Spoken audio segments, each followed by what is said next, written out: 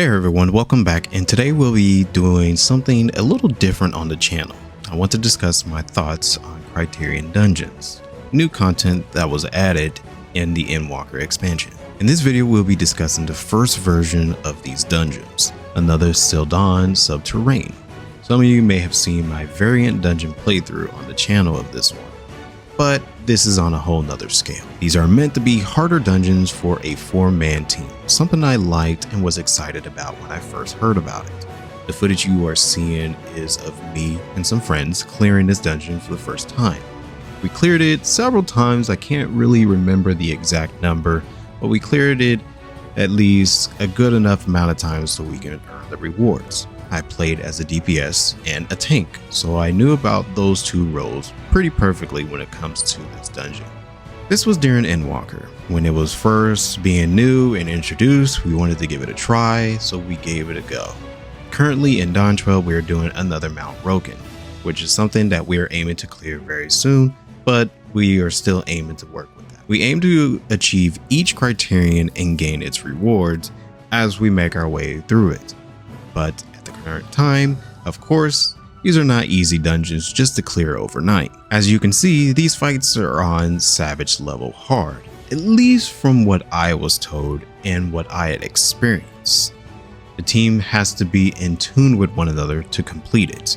So if you know me on the channel or with live streams, you may know that I like and aim for harder content, especially with my team.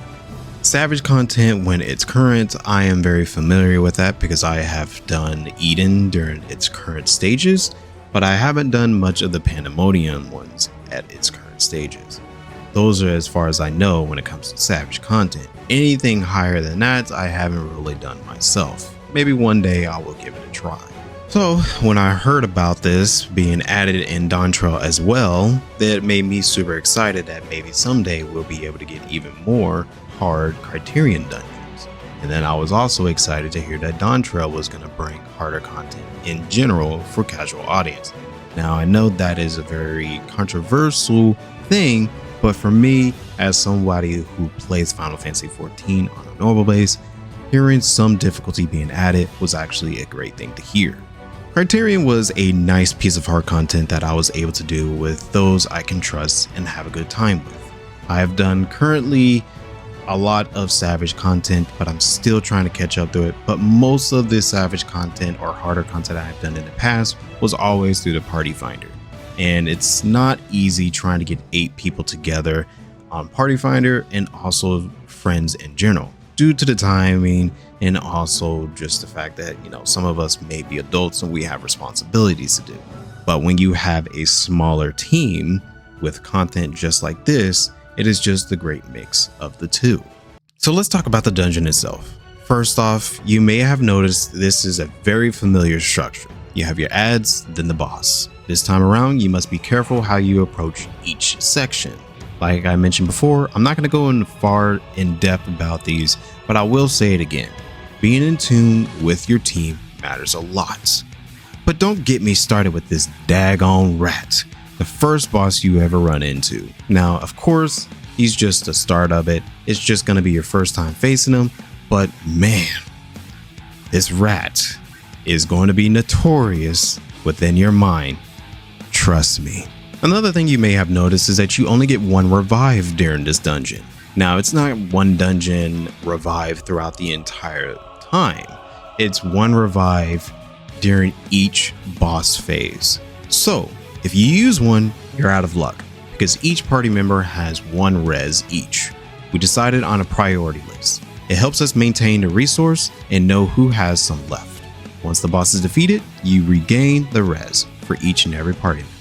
Not too bad, but it does make you have to stay on your toes and make sure that everyone is in tune with one another and making sure you're playing through the fight very wisely.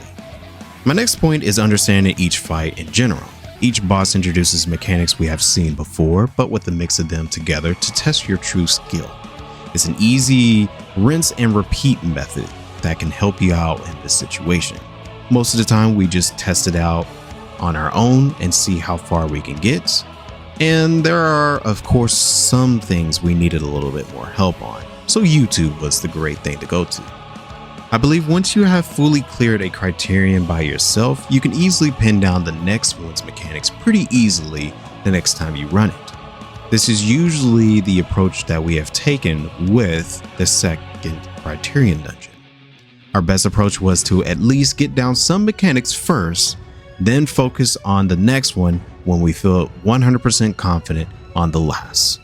But don't get me started when it comes to the lines and teleporters of the third boss. That one was an interesting experience for each and every one of us to get through, but nevertheless, we made it through and was able to prevail with great perfection after several runs.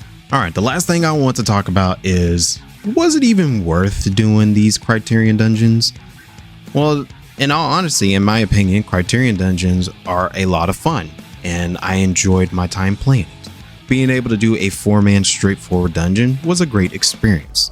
We had a goal to clear these several times for the rewards, and I mean several times. Sometimes it can get up to maybe, I believe, about 30 times we had to clear it in order for us to get some of the big rewards. But nevertheless, I felt like it was worth it. Can they be better? Yeah, totally. I definitely think they can be better. I still enjoyed getting my new mount and outfit out of it, regardless. So for some people, you might be thinking, well, I wish there was a little bit more to the rewards for the Criterion. It's been all over the internet whenever it first came out, and it's pretty much the basis when it came to Endwalker's endgame content. But even so, I have to say this was a good start and a direction that I enjoyed so much of. Criterion was a great new addition to the game, and I felt like if they were to focus more on creating content like this and then focus on making a good reward system along with it, maybe more people will be able to try it out. I will hope that Dawntrail will bring in more of this if it happens to be true.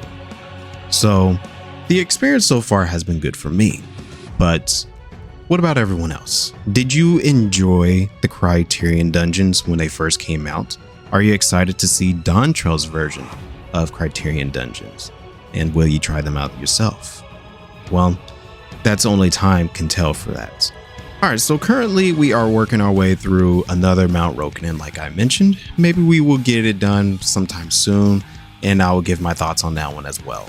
But for now, I will leave it here and see how it goes. If you'd like to hear or see more like this, please feel free to let me know and I'll get right to it.